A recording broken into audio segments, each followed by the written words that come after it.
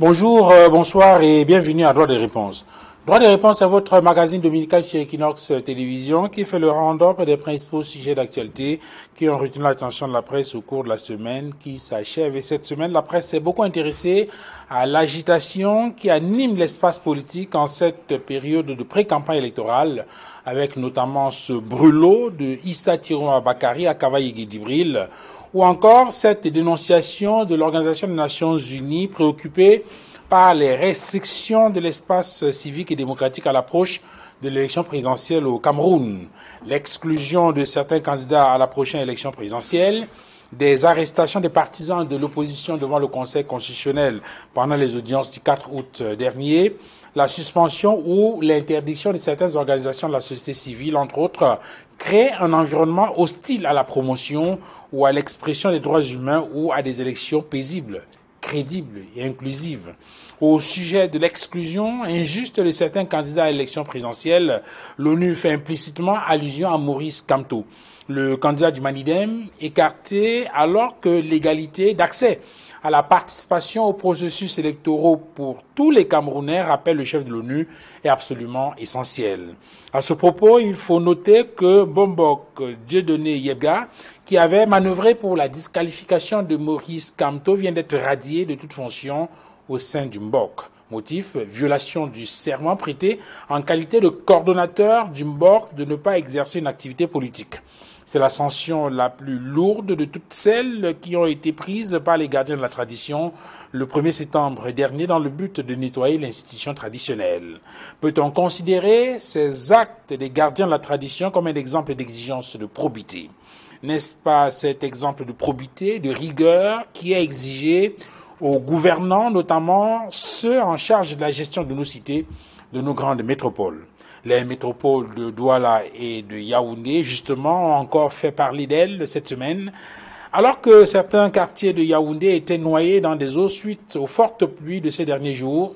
Douala s'illustre par ses embouteillages géants, d'énormes bouchons dans les rues de la capitale économique du Cameroun à la veille de la rentrée scolaire.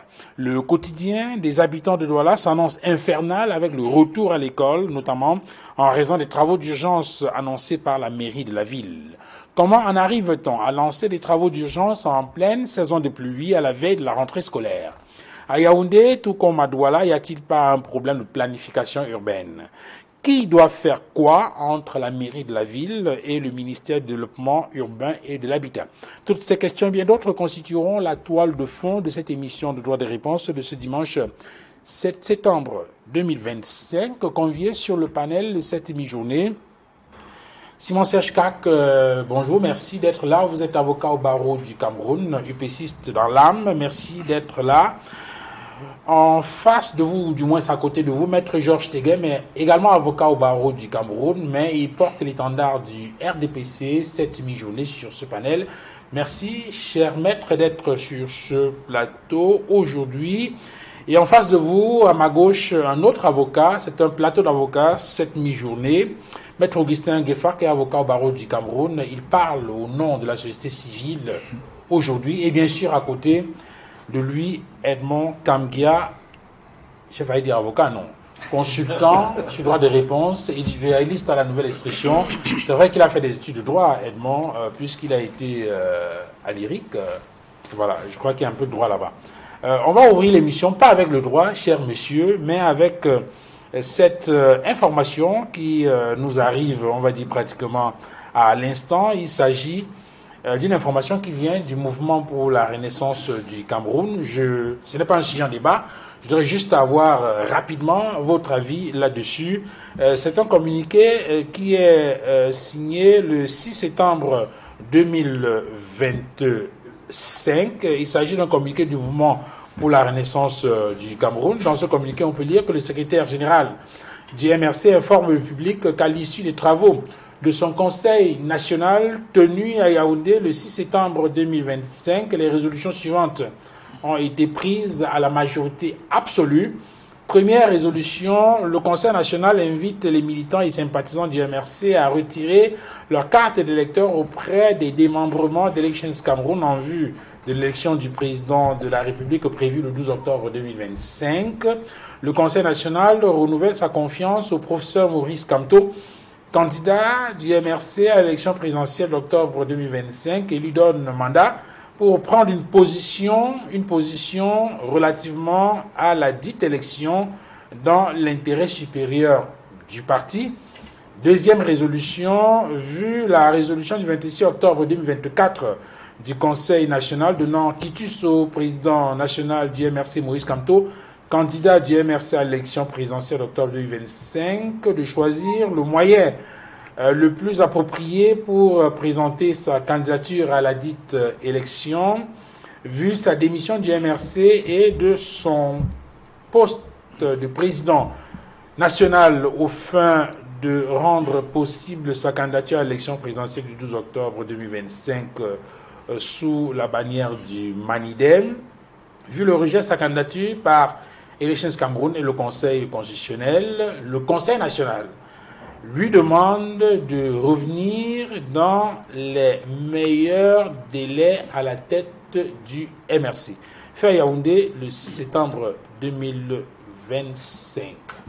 Un petit commentaire, juste un petit commentaire, Edmond Kambia. Il y a peut-être deux choses qui retiennent notre attention dans ce communiqué du MRC. Oui, il y a une partie citoyenne, une partie politique. Absolument. La partie citoyenne, c'est celle qui demande, n'est-ce pas, aux Camerounais d'aller retirer leur carte. Bien que leurs champions, enfin, pas seulement les Camerounais, oui. Je vais dire d'abord les militants du MRC et ensuite les Camerounais. Ensuite les Camerounais qui sont allés massivement, n'est-ce pas, s'inscrire sur les listes électorales, d'aller retirer leur carte. Parce que c'est un droit pour eux d'avoir leur carte, pour que le moment venu, ils puissent aller voter. Parce qu'il faut d'abord avoir sa carte. Même si vous n'allez pas voter, vous devez d'abord avoir votre carte. Et ça rejoint une autre information dans ce communiqué qui indique que ils attendent que Maurice Kamto donne une indication claire pour cette élection. Il s'agit certainement de donner un mot d'ordre pour soutenir un candidat. Oui, c'est de manière voilée, à peine voilée. C'est-à-dire que c'est un non-dit. Récupérez vos cartes et peut-être vous allez l'utiliser le moment venu lorsque le candidat qui est parti du MRC pour le Manidem pourra peut-être donner un mot d'ordre à suivre.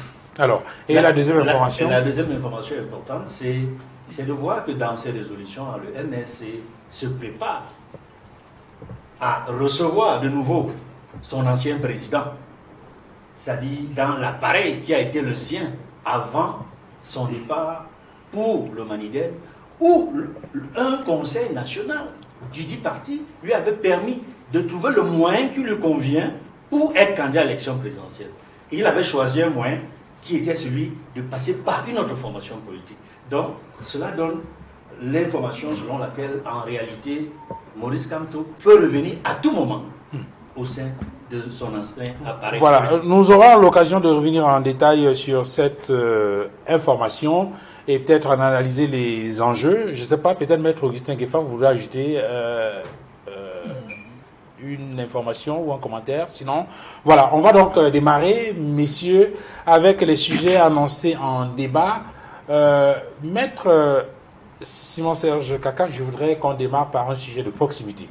Nous sommes à Douala et demain, c'est jour de rentrée scolaire, mais on sait qu'il y a des difficultés à circuler dans la ville de Douala ces jours-ci, non seulement en raison de la dégradation du réseau routier urbain, mais surtout à cause de ces embouteillages géants observés dans la ville de Douala. Alors, le maire de la ville avait annoncé, par exemple, pour le 4 septembre dernier, le début des travaux dans un carrefour stratégique qu'on appelait le carrefour Feu Rouge Bessenguer, mais on observe que jusqu'ici, rien n'a commencé dans cette zone.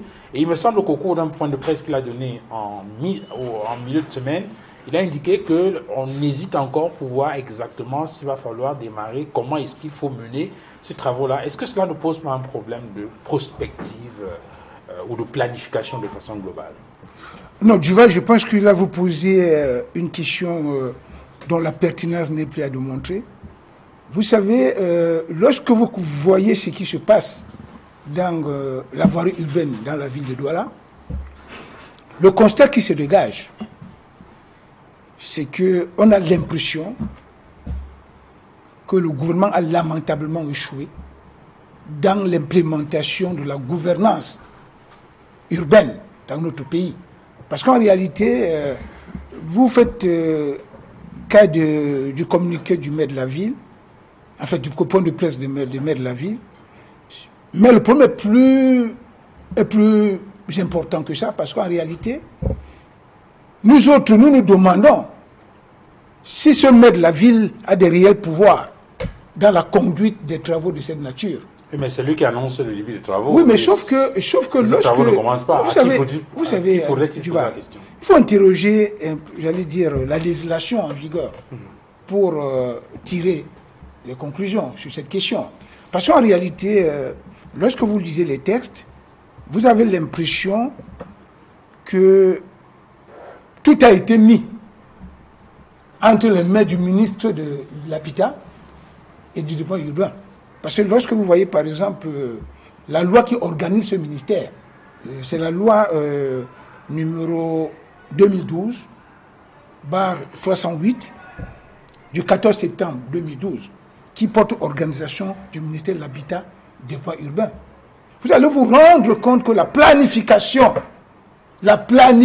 urbaine, l'aménagement urbain, le drainage dans la ville, même la gestion des ordures ménagères relève de ce ministère. C'est la vérité. Et nous, ça nous pose un problème. Parce que vous le savez très bien, Duval. Lorsque vous regardez la Constitution, lorsque vous lisez la Constitution de 96, la loi numéro 96/06 du 18 janvier 1996, lorsque vous lisez les 3 lois, parce qu'il y a 3 lois qui ont été votées en 2004. La première loi, c'est la loi numéro 2004/017 du 22 juillet 2004 portant orientation de la décentralisation au Cameroun. Dans la foulée, il y a une deuxième loi. C'est la loi numéro 2004/018 du 22 juillet 2004 portant, j'allais dire, portant règles applicables aux mairies, aux communes. Il y a une troisième loi. C'est la loi numéro 2004/019 du 22 juillet 2004 fixant les règles applicables aux régions. Il y a ces lois qui ont été votées en 2004. Ça veut dire quoi? Et lorsqu'on prend ces 3 lois, c'était des lois qui posaient véritablement les bases de la décentralisation au Cameroun. Ils donnaient les réels pouvoirs aux collectivités territoriales décentralisées de prendre en main la conduite de la gestion urbaine, sur le plan de l'aménagement, sur le plan du drainage, sur le plan de la planification, sur le plan de la structuration même des villes. Mais curieusement, 8 ans après, en 2012, on a repris le pouvoir qu'on donnait aux mairies pour redonner au ministère de l'Habitat. C'est justement à ce niveau qu'il y a problème. Parce que justement, lorsque le délégué, le maire de la ville fait sa sortie, tout le monde, moi personnellement, je suis de ceux qui pensent qu'on doit le laisser travailler. Moi, j'ai vécu quelque chose de terrible. Moi, je suis dans la zone de PK17.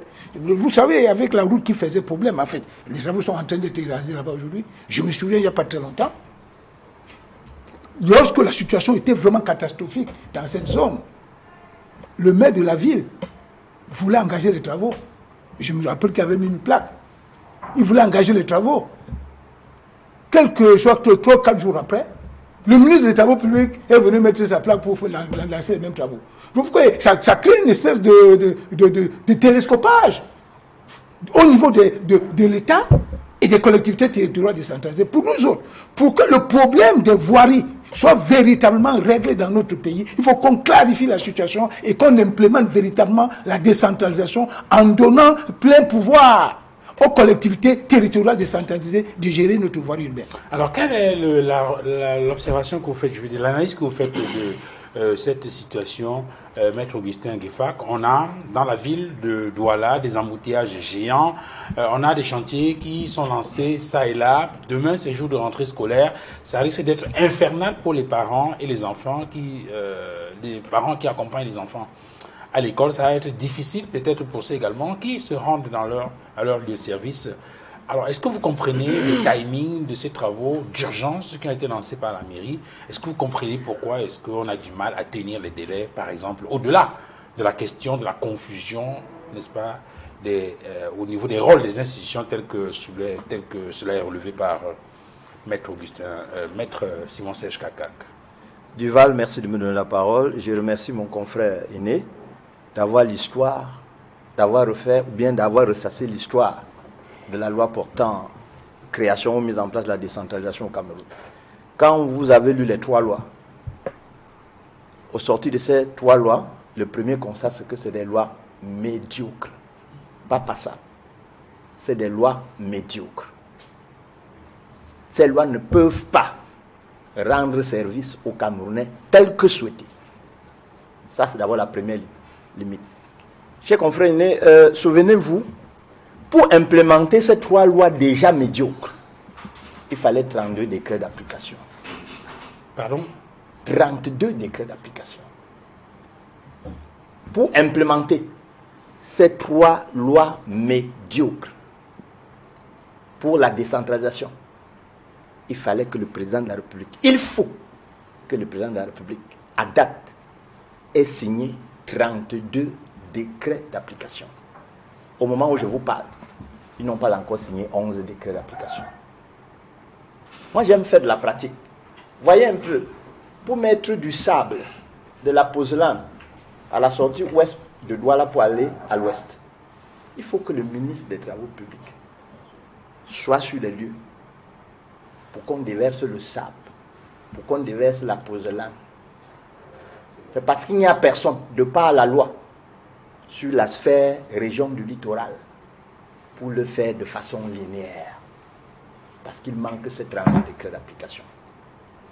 Parce qu'il manque ces 32 décrets d'application. Deuxième cas, moi j'aime les cas.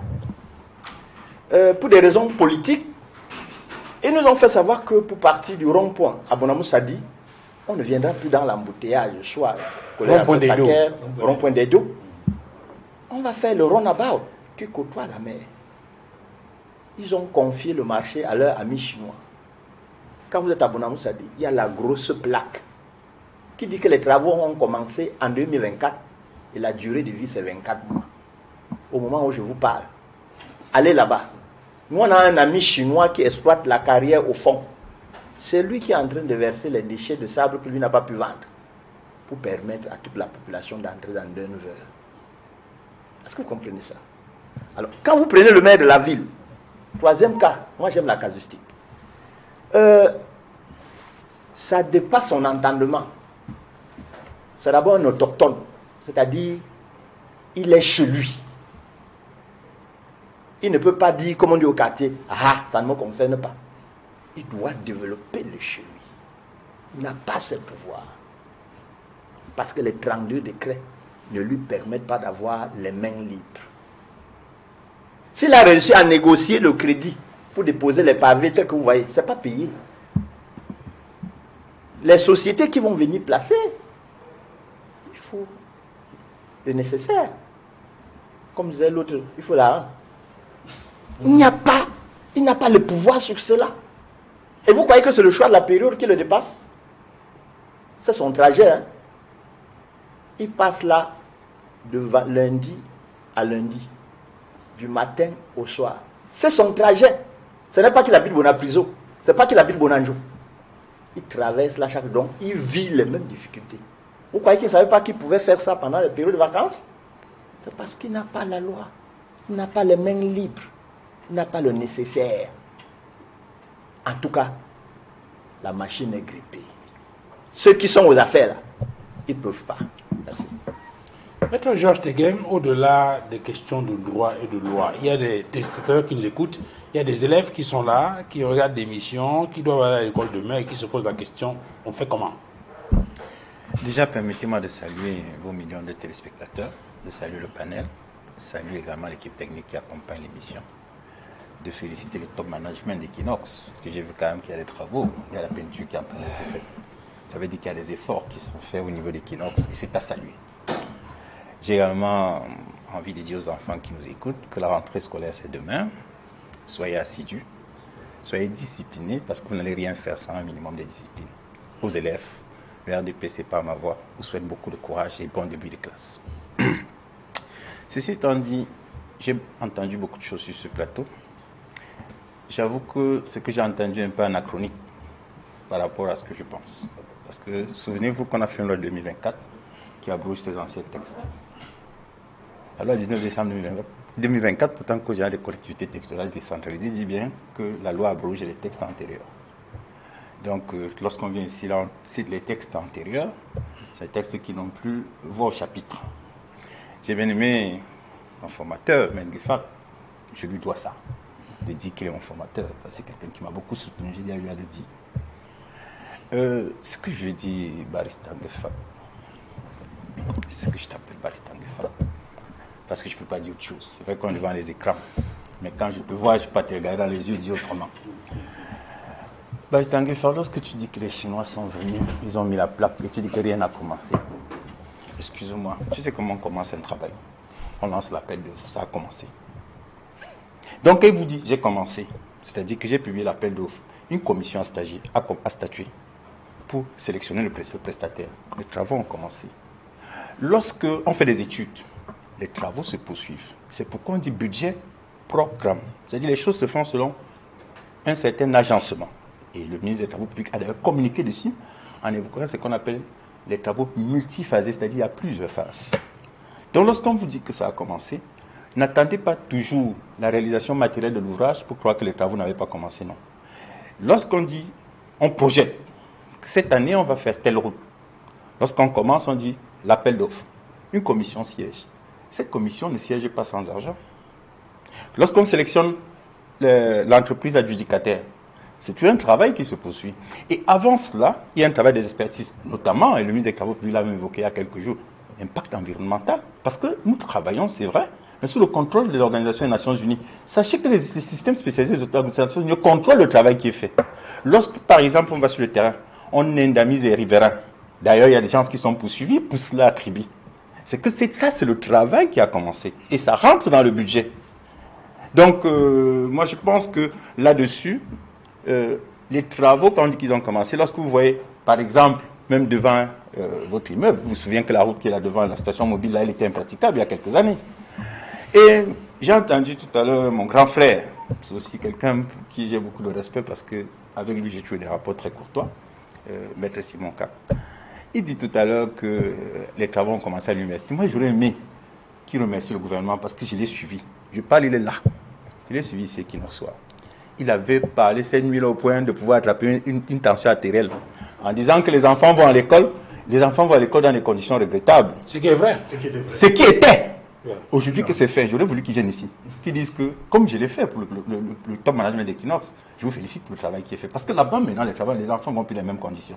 Il a relevé, mais de manière civile. J'aurais voulu qu'ils prennent la parole en public pour dire je m'étais plaint et j'ai été écouté. Parce que le devoir du gouvernement, c'est d'écouter justement ces récriminations.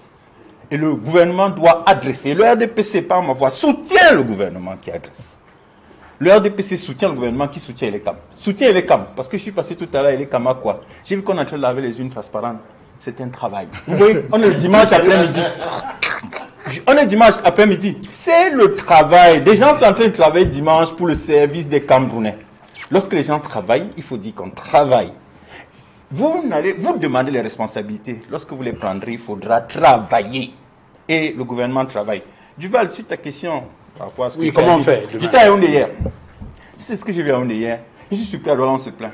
Mais Yaoundé, c'est impossible. Mais je n'entends aucune voix.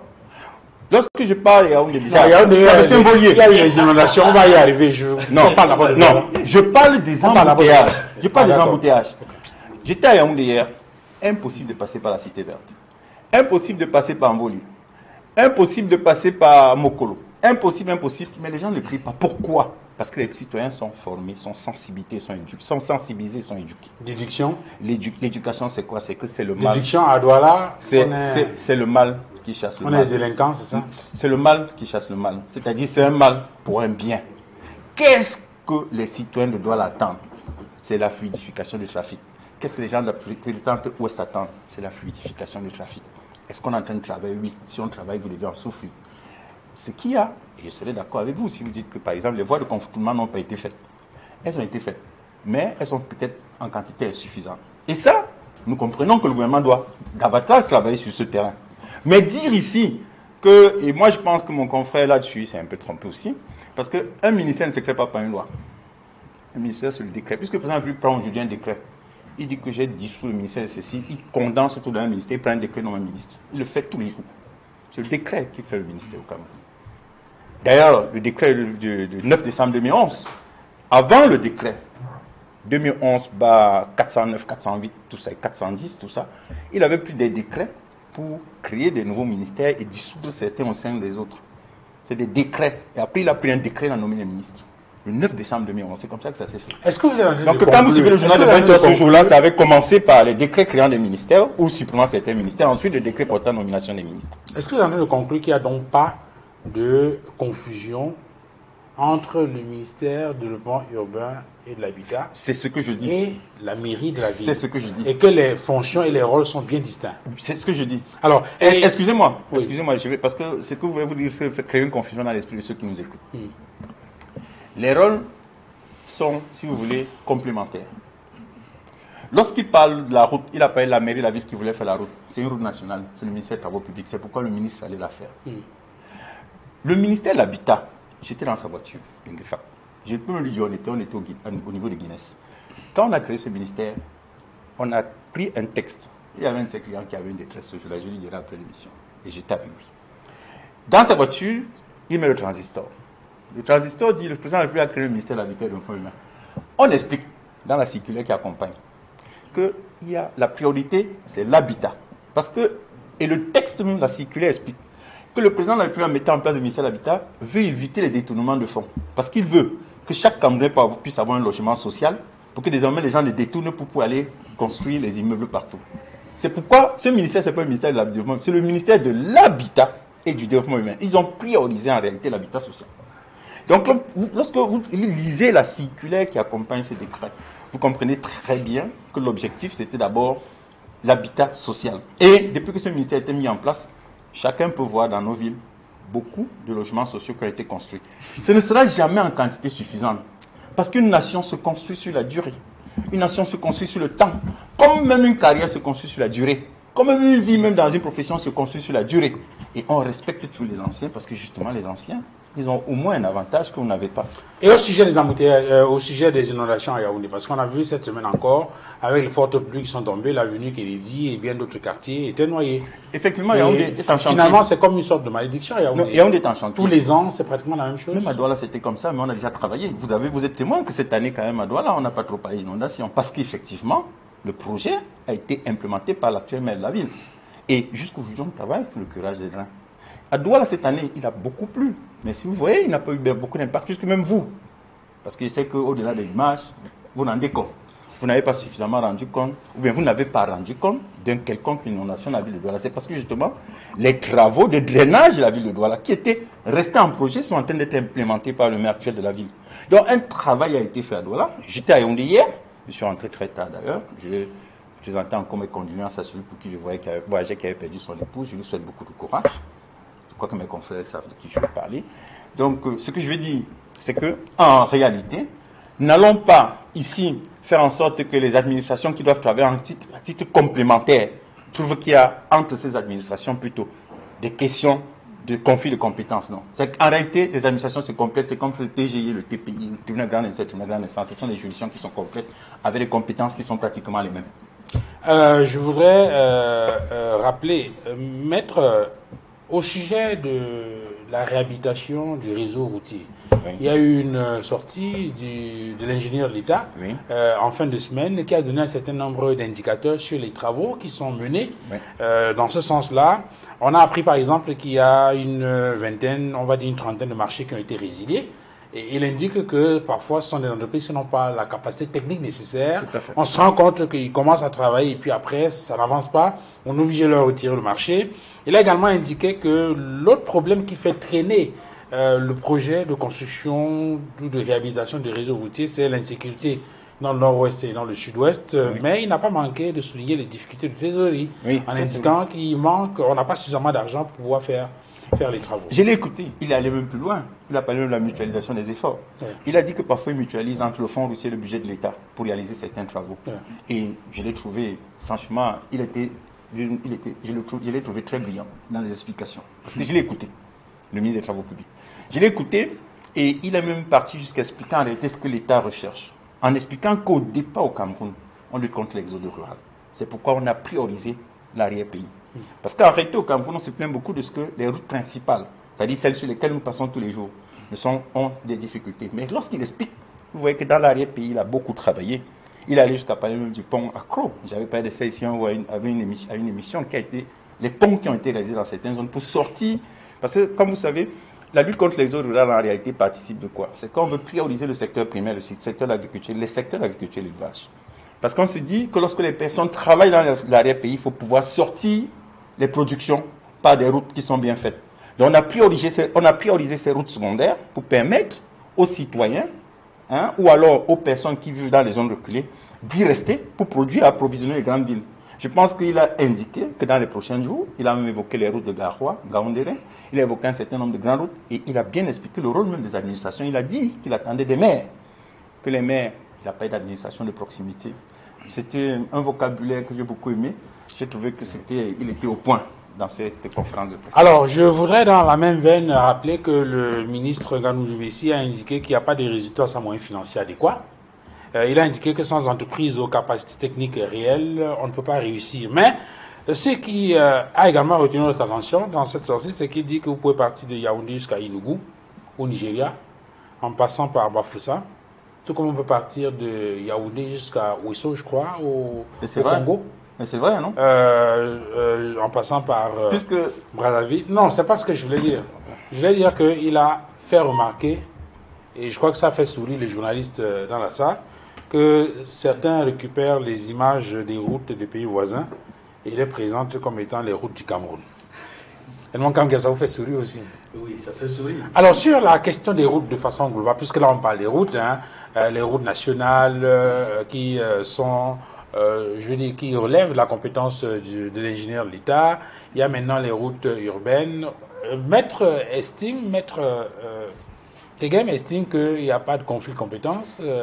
C'est pas comme s'il y avait une institution qui marchait sur les plates-bandes d'une autre et qu'en réalité le problème doit se situer ailleurs. Il y a peut-être un problème de moyens financiers et qui ne permet pas de pouvoir réhabiliter le réseau routier à temps. Maintenant, sur la question des embouteillages, je crois qu'il ne m'a pas encore convaincu parce que les élèves recommencent l'école demain. Il faut bien trouver un moyen pour arriver à l'école à l'heure. Oui, tout à fait. Je commence par souhaiter une bonne rentrée scolaire aux élèves et aux enseignants de la maternelle, du primaire et du secondaire. Je souhaite également une bonne rentrée scolaire aux parents d'élèves, parce que les parents d'élèves vivent une situation de stress permanent depuis qu'ils savent que la rentrée scolaire devait arriver. C'est pas facile. Acheter tout le matériel des enfants pour l'école, à prêter tout ce qu'il faut pour s'assurer que les enfants vont à l'école dans les meilleures conditions possibles. Ce n'est pas facile. C'est pour cela que j'ai parlé de stress et je leur souhaite beaucoup de courage. J'ai dit beaucoup de courage aux parents d'élèves. Maintenant, par rapport à tout ce qui a été dit tout à l'heure, je ne suis pas totalement d'accord avec Maître Georges Tegem, notamment sur l'aspect du conflit de compétences. C'est une réalité sur le terrain. Il y a conflit. Il y a conflit entre les maires de la ville et les autres acteurs, notamment l'ingénieur des travaux.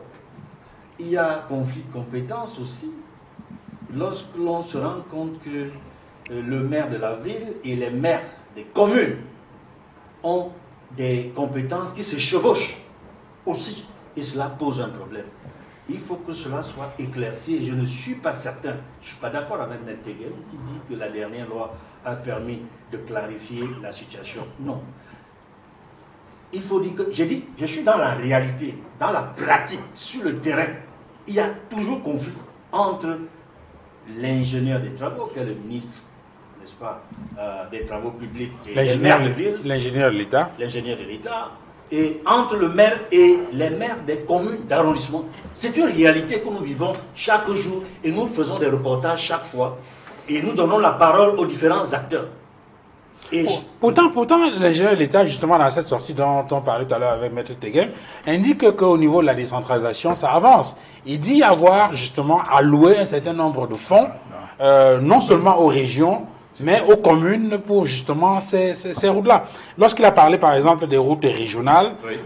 il a parlé de 18 milliards de francs CFA qui ont été mobilisés en faveur, justement, des régions. Il a parlé des routes communales, entre autres, pour lesquelles on a mobilisé l'argent, comme pour dire qu'effectivement, il y a des fonds qui ont été transférés à ces collectivités territoriales décentralisées pour pouvoir réhabiliter justement les réseaux routiers au niveau de ces circonscriptions. C'est une très bonne question. Vous permettez de mettre le doigt dans la plaie. Combien a-t-on promis aux collectivités territoriales décentralisées? 15% du budget de l'État. Aujourd'hui, ils ont à peine 5%. À peine 5% arrivent effectivement aux collectivités territoriales décentralisées pour mener à bien leur mission. Donc, les moyens sont largement insuffisants pour les collectivités territoriales décentralisées. Les moyens nécessaires qui leur permettraient, les ressources financières notamment, qui leur permettraient de mener à bien leur mission. Et cela fait en sorte que le travail est médiocre. C'est-à-dire pour les meilleurs maires qui travaillent dans nos agglomérations, ils font ce qu'ils peuvent avec leurs conseils municipaux. Ils n'ont pas les moyens. Maintenant, il faut ajouter autre chose, c'est que avec ce problème du réseau routier, que ce soit sur le plan national ou alors sur le plan régional ou communal, outre les questions d'insuffisance financière, il y a globalement il y a un problème de gouvernance. Parce que je pense que la décentralisation, telle que ça a été élaboré et en voie d'implémentation, elle aurait pu être effective si les acteurs impliqués, notamment ceux qui sont à la tête de la chaîne, c'est-à-dire ceux qui sont censés donner le ton, je parle du gouvernement, je pense au ministère chargé de la décentralisation, s'ils pouvaient écouter, je dis écouter, je ne parle pas d'autre chose, écouter les doléances qui viennent des communes, les doléances qui viennent des régions, s'ils pouvaient être soutenus par le Sénat. Et je rappelle que lorsque il y a eu des débats dans les années 90, notamment la tripartite, la nécessité d'avoir un Sénat, ce n'était pas pour avoir des sénateurs qui jouent seulement le rôle des députés, des parlementaires. Parce que nous avons des sénateurs, en réalité, qui se comportent exclusivement comme des députés de l'Assemblée nationale. Or, leur mission principale, c'était de servir de relais pour les doléances, les récriminations des collectivités territoriales décentralisées. Je n'ai même pas l'impression qu'il y a quelque part des rencontres entre les responsables des collectivités territoriales décentralisées et les sénateurs. Il devrait y avoir des réflexions, des rencontres entre les responsables des collectivités territoriales décentralisées et les sénateurs qui sont censés répercuter leurs doléances et faire en sorte qu'ils appliquent. C'est-à-dire qu'on leur dote de tous les moyens nécessaires pour réaliser bien leur mission. Alors, Maître Simon Sèche-Kaka, lorsque vous suivez cette sortie du ministre des Travaux publics, peut-être qu'il faut interroger le timing. Est-ce que c'est lié au fait que depuis plusieurs semaines maintenant, on dénonce le piteux état du réseau routier national? Est-ce qu'il faut faire un lien avec la campagne électorale qui se prépare? Est-ce que le ministre est en campagne? Duval, avant de répondre spécifiquement à cette question, je vais un peu rebondir à ce que disait... En 30 secondes. Non, pas en 30 secondes. En 30 secondes, puisqu'on a beaucoup d'autres sujets. Si vous devez rebondir tout le temps, vous... Duval, mais je n'ai même rien dit. Il a beaucoup parlé, il a dit beaucoup de choses. Il faut qu'on réponde. Hein. Il a dit beaucoup de choses. Hein. Est-ce que là, nous parlons d'une situation qui préoccupe les Camerounais? Vous savez, j'ai le sentiment, à écouter mon confrère, qu'on ne vit pas dans le même pays. Ou bien, lui n'est pas un homme de terrain comme moi. Parce que la vérité, c'est quoi? La vérité, c'est que ce qu'il semble nous décrire là, parce qu'il a dit par exemple que la loi de 2019, je pense que c'est ce qu'il voulait dire, la loi de 2019, c'est ce qu'on appelle le Code général des collectivités territoriales est venu régler tout le problème. Non. Non. Ce code n'a pas réglé les incongruités qu'on trouve dans les décrets qui organisent... Dans les 32 décrets. Non, les décrets même qui organisent les ministères. Parce qu'il y a un problème de fond. Il y a un problème de fond. Lorsque vous parlez du problème de la planification, La planification relève de quel ministère? C'est le ministère de l'économie, de la planification, de l'aménagement du territoire. Oui. En réalité, si nous étions dans une bonne gouvernance, c'est ce ministère qui devait être maître d'ouvrage de tous ces travaux. Pas le ministre des Travaux publics. Le ministre des Travaux publics devait plutôt avoir la maîtrise d'œuvre en tant qu'ingénieur de l'État. L'ingénieur de l'État ne peut pas être maître d'ouvrage. On voit partout là, toutes nos routes nationales là, on voit la plaque, on dit maître d'ouvrage, ministre des Travaux publics. C'est une incongruité. L'ingénieur de l'État ne peut pas être maître d'ouvrage. Il doit être maître d'œuvre. C'est une incongruité. C'est pour ça que justement, nous autres, nous pensons, ça, je le dis la main sur le cœur, qu'il faut, c'est-à-dire, lorsque vous voyons tout ce qui se passe dans notre pays aujourd'hui au niveau de toutes les villes, parce que quand vous parlez de Douala et de Yaoundé, moi je vous dis toutes les villes. Cette semaine, si j'étais chez moi à Ezeka, il n'y a plus une seule route. Il n'y a plus une seule route à Ezeka. Allez à Edea à côté, il n'y a plus une seule route. À l'intérieur de la ville d'Edea. Et partout au Cameroun aujourd'hui, c'est comme ça. Ça veut dire quoi? Ça veut dire qu'il faut changer de paradigme.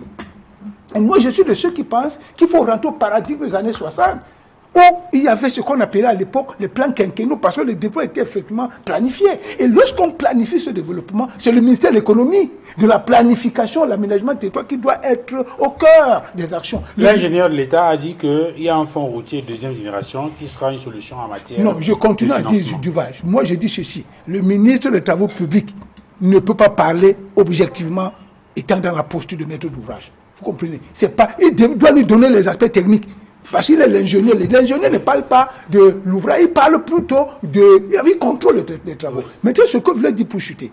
Georges a dit quelque chose de vrai. Ça, je profite de cette tribune pour le dire. Que les travaux sont effectivement sont réalisés en ce moment sur l'axe PK21, PK14, PK17, PK21 et consorts. Mais sauf que là également, nous ne sommes pas entièrement satisfaits. Parce que ce qui se passe, peut-être, lui ne le savez pas. Peut-être lui ne le sait pas. On a décidé de faire 2 voies. Oui. À partir de PK16 jusqu'à l'entrée chez Péry. Donc l'université doit avoir 2 voies. Ils ont fait 1 voie. Ils ont abandonné la seconde. Non, ajoute. Chaque sens a 2 voies. Et fois 2. Oui. Or, ils ont fait juste une lamelle. Une lamelle. Lamelle, c'est-à-dire qu'il prend une seule voie. Une seule voie. Très bien. Alors, avançons. Sur la question maintenant de la sortie du timing du MINTP, je posais la question de savoir... Oui, justement. La campagne électorale. Non, justement. Toutes les sorties des ministres aujourd'hui, vous savez, nous sommes en période de pré-campagne. Oui. C'est normal que quand un ministre sort, même si il dit n'importe quoi, en réalité, l'objectif, c'est de préparer l'opinion sur le travail fait par le gouvernement. Mais sauf que, là, à ce niveau également, ils se plaignent parce que eux, maintenant, ils sont dans la posture, quand ils font des sorties, ils sont dans la posture de 2 choses. Première chose, ils doivent d'abord faire le bilan. Et lorsque nous faisons l'exercice de ce bilan, nous nous rendons compte que ce bilan n'est pas très positif. C'est même plutôt catastrophique parce qu'on a des sentiments. Lorsqu'on voit, par exemple, la situation au niveau des infrastructures. Parce que tout se passe comme si cette saison de pluie est venue mettre à nu les limites de leur travail. Parce qu'aujourd'hui, à Douala, on a l'impression que toutes les routes sont totalement dégradées. Moi, je veux vous dire, ça je le dis la main sur le cœur. Lorsque j'ai quand même le privilège de voyager beaucoup dans ce pays, je constate que le seul point positif que personnellement je relève dans le travail du ministre des Travaux publics, c'est la route Yaoundé-Bafoussam. Cette route a été bien faite. Ça faut avoir l'honnêteté de le reconnaître. Et puis également, la seconde chose qui a à mettre à son actif, c'est la voirie au niveau de la ville de Bafoussam. Il faut reconnaître qu'à Bafoussam, quand même, il y a eu une nette amélioration au niveau de l'assainissement de la voirie. Pour toutes les autres villes, c'est la catastrophe. Donc on ne peut pas venir aujourd'hui nous dire que le travail est positif, vraiment il faut applaudir. Non. Très bien, ça veut dire qu'il faut mettre ça dans le bilan du RDPC pour la campagne qui démarre. Alors, est-ce que c'est dans le même sillage que vous situez la récente sortie de Issa Thioura Bakary, ce que la presse a appelé le brûlot au président de l'Assemblée nationale, cette lettre ouverte qui date du 2 septembre 2025. Je veux dire, est-ce que cela se situe toujours dans le sillage de la pré-campagne électorale ou bien de l'agitation, n'est-ce pas, qui anime l'espace politique en cette veille d'élection présidentielle d'octobre 2025? Non, mais écoutez, Duval, vous êtes un brillantissime journaliste d'investigation et vous comprenez cette situation. Comme je l'ai dit tantôt, lorsqu'un acteur politique, surtout un candidat à l'élection présidentielle fait une sortie aujourd'hui, c'est pour préparer la campagne qui arrive, c'est pour planter le décor. Donc en réalité, tout ce qui se passe là, objectivement, c'est déjà la campagne qui a commencé. Donc de notre point de vue, ça ne nous surprend pas, c'est de bon ton. Mais je profite quand même de cette tribune pour le dire, parce que je ne sais pas si je vais encore reprendre la parole sur la question. Je pense quand même que tous les acteurs politiques aujourd'hui doivent comprendre qu'il y a des problèmes existentiels qui se posent dans ce pays. Et lorsqu'ils font des sorties, qui intègrent qu'il faut dire des choses qui intéressent les capacités, il y a des questions aujourd'hui auxquelles il faut répondre, parce que les Camerounais en sont préoccupés. Lorsque nous parlons des problèmes des et sur ce sujet, par exemple, lorsqu'on parcourt le compte rendu qui est fait par les journaux, si on prend le cas de Mutation, Mutation dit que parle du mémorandum de Issa Thiro Bakary dans une lettre incendiaire adressée au président de l'Assemblée nationale. Le candidat du FSNC fustige les retards criards en matière de services sociaux de base et la misère des populations du septentrion. Bien sûr. Il révèle que Paul Biya n'a reçu aucune élite du Grand Nord depuis pratiquement 5 ans. Non, justement, ça corrobore ce que je suis en train de dire. En fait, lorsqu'un acteur politique...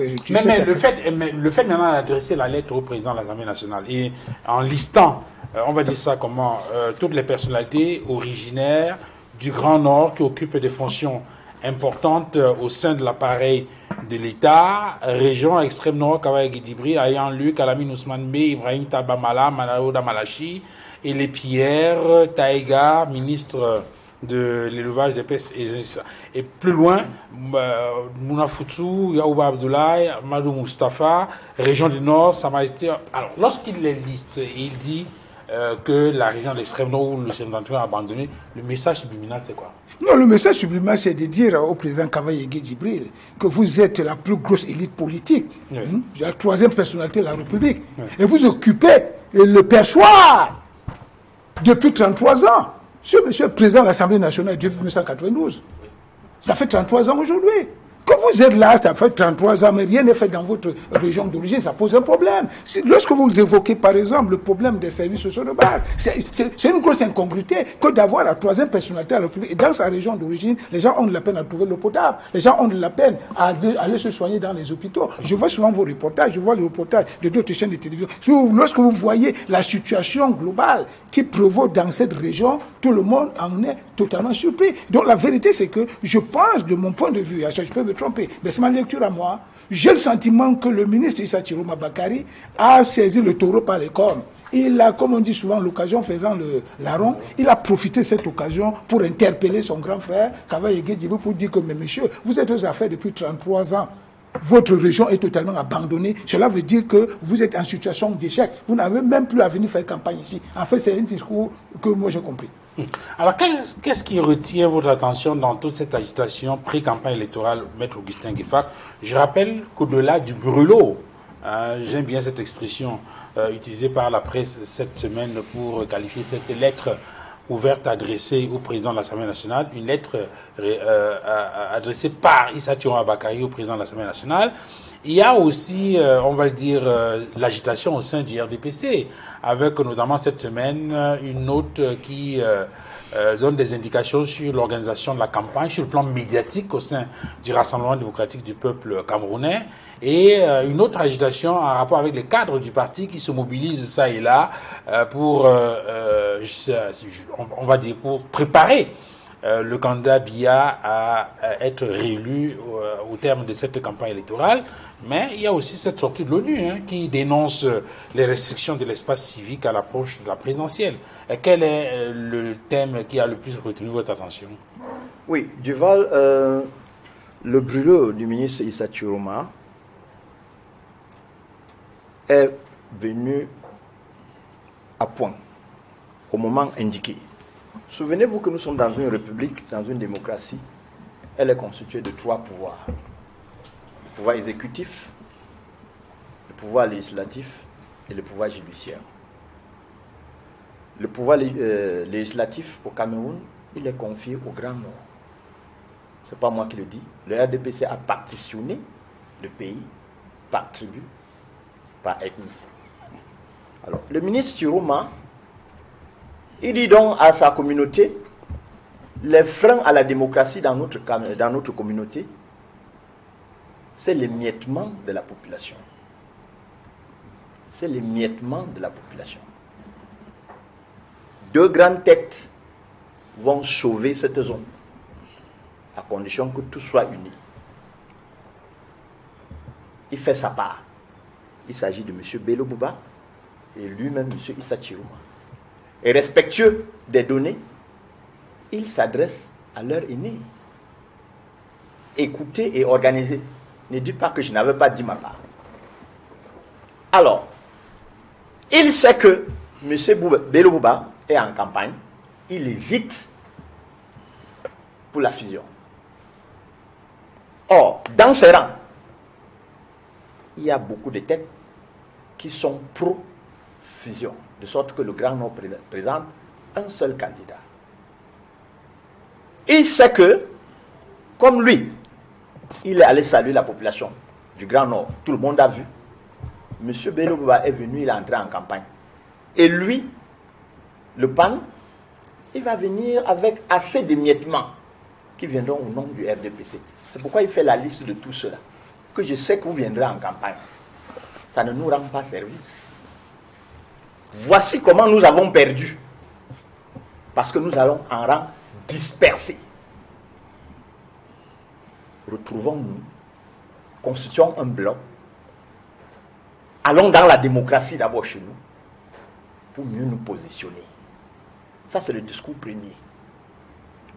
C'est le discours premier. Et ce discours interpelle toute la République. Vous allez voir, il a d'autant plus raison que le digne représentant du RDPC sur le plateau, il vante la beauté des lois. Ce sont des lois faites uniquement pour battre campagne. Ils ont créé des lois pour les grandes promesses. Ils ont créé des lois pour les grandes ambitions.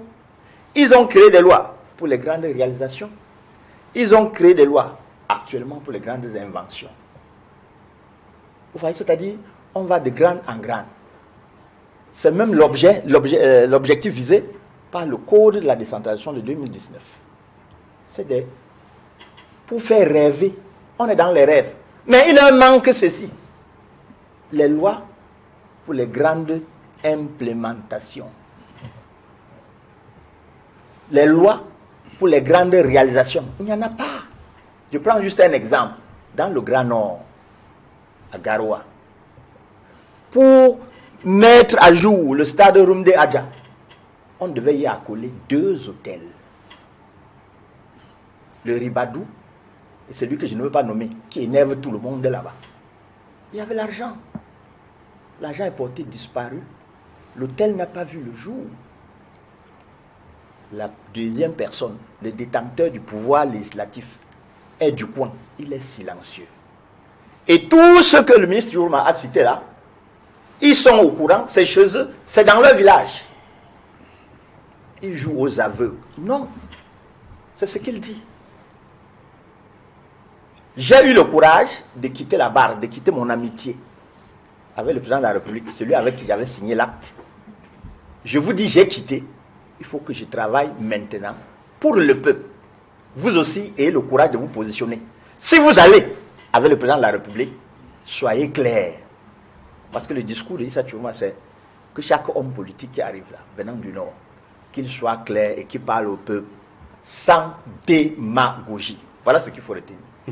Maître Georges Teghem, comment se prépare la campagne électorale dans votre parti, le RDPC? On a vu que cette semaine, il y a eu une note qui a été rendue publique et qui organise un peu, sur le plan médiatique, sur le plan du déploiement, n'est-ce pas, le déploiement du RDPC du point de vue communicationnel, du point de vue médiatique. J'ai vu un truc budget autour de 500 millions de francs CFA. Écoutez, le RDPC, comme tous les partis politiques, s'organise. Donc, le comité central prend les décisions, c'est une décision de la hiérarchie. Nous sommes formés à respecter la hiérarchie. Comité central? Les décisions se prennent au secrétariat C'est général. plus le comité stratégique? Écoutez, mais qui préside le comité stratégique? C'est le SGCC, le comité central. Donc, si vous avez créé un comité stratégique dans le RDPC. C'est plus le SGPR? Non, le Comité stratégique de campagne. Attention, il mène des consultations. Non, il Mais est président du comité stratégique de campagne. Il y a un Il est le comité président du créé. Comité stratégique de la campagne du président sortant. Il y a- Du président sortant. Il Pour y les a- élections de 12 octobre 2025. il y a C'est au précisé. sein- Il y a au sein du RDPC. Dans un journal même. Il y a au sein du RDPC un comité qui a été pris en place, présidé par le secrétaire général du comité central pour Mais on ne voit pas beaucoup ce comité. Hein. On a le sentiment que celui qui donne le pion à toutes les autres institutions au sein de ce truc-là, c'est le SGPR. Non, il travaille, c'est la complémentarité. C'est simplement que c'est une complémentarité. Non, c'est une complémentarité. Simplement, on n'est pas encore en pleine campagne. La campagne commence le 27.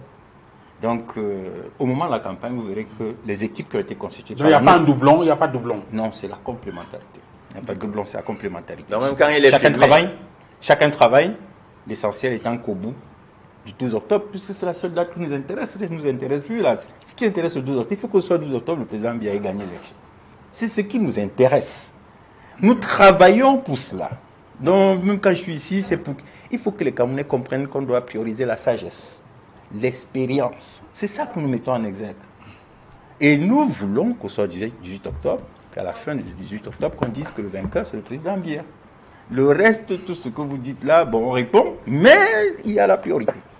La priorité aujourd'hui, au moment même où je m'exprime, c'est gagner ces élections. Est-ce qu'on ne sent pas trop le comité central du RDPC? Si. Et pourtant, on nous forme même à la discipline. Le dernier atteste lequel, le maître de gain? Vous n'êtes pas au courant qu'on a réuni les communicants à Yaoundé pour la communication, le secrétaire de la communication.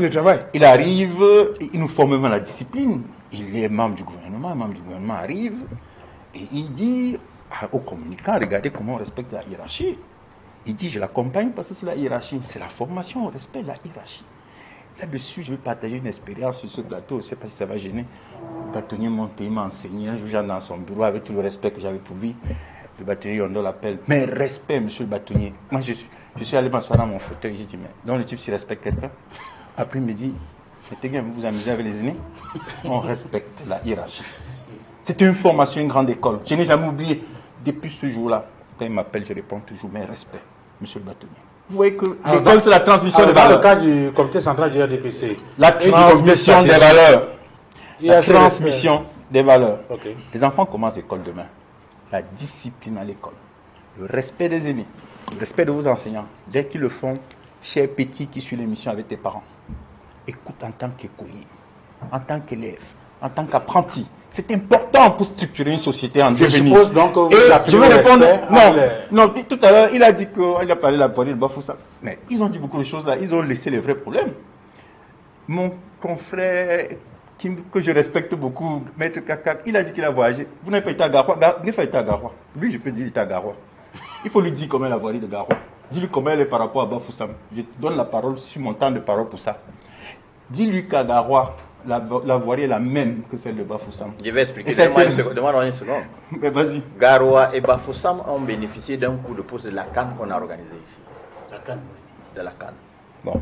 Donc ce n'est pas une invention, ce n'est pas une création du RDPC. Bon. Non. Tu as entendu. C'est une invention. Malheureusement, Garoua a bénéficié de beaucoup de structures qu'on devrait construire. L'argent a été, comme d'habitude, détourné à des fins que personne n'ignore. Vous n'êtes plus dans mon sujet. C'est lui qui donne la parole. Non, attends, c'est moi qui dis. On était sur le sujet des villes, de l'amélioration du cadre urbain. Les autres villes de la République, la Cannes ne devait pas se déployer. Non. Je connais par exemple Bolova. Je suis sur la pré-campagne électorale. Je connais Bolova. La préparation du RDPC.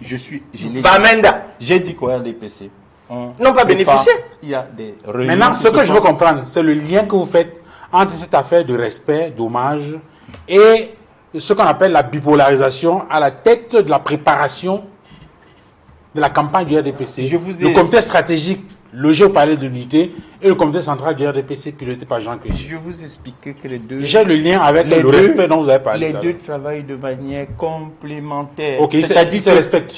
Chacun respecte le travail de l'autre.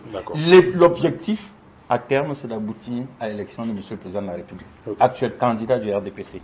Ne vous permettez pas que je réponde à tout ce qui a été dit. Il faut que je dise, Menga Fakta Garoua, il devait dire ici qu'il y a là-bas un hôpital général. On ne l'avait pas en 2018 à la campagne. Il faut le dire pour que les Camerounais sachent qu'un travail a été fait. Il faut dire qu'il y a un changement dans un pays, du vrai changement dans un pays. Ça doit commencer à la base, par les élections de proximité. Lorsque les élections de proximité sont biaisées, ou bien lorsque les élections de proximité n'ont plus d'impact sur le développement du pays, ça ne nous apporte rien.